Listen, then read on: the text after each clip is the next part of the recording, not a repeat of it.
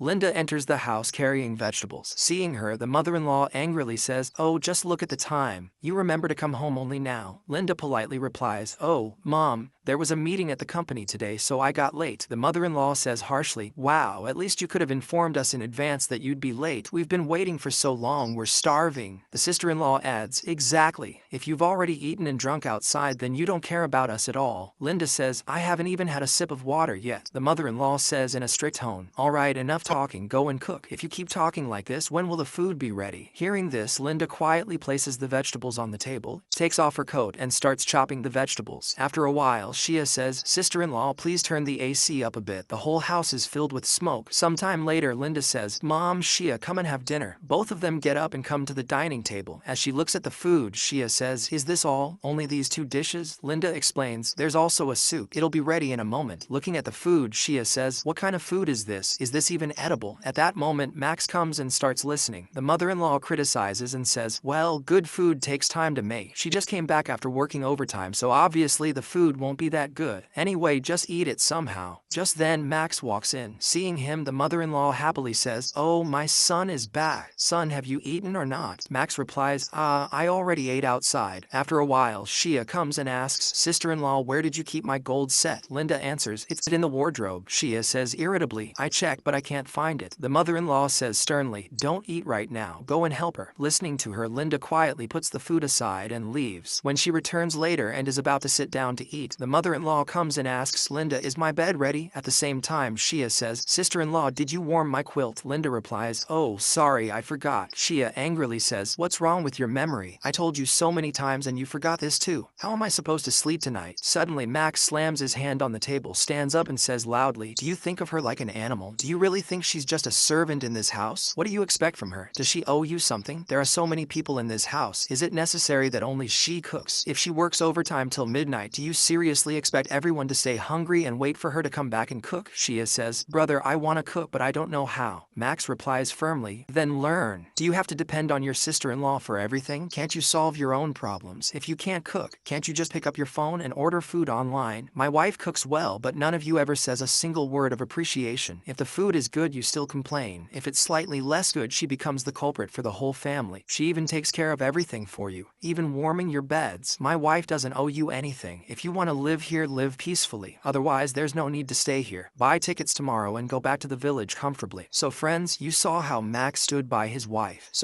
You saw how Max went against his mother and sister and stood by his wife. Do you think his decision was right? If you were in his place, what would you have done? And out of 10, how many points would you give this story?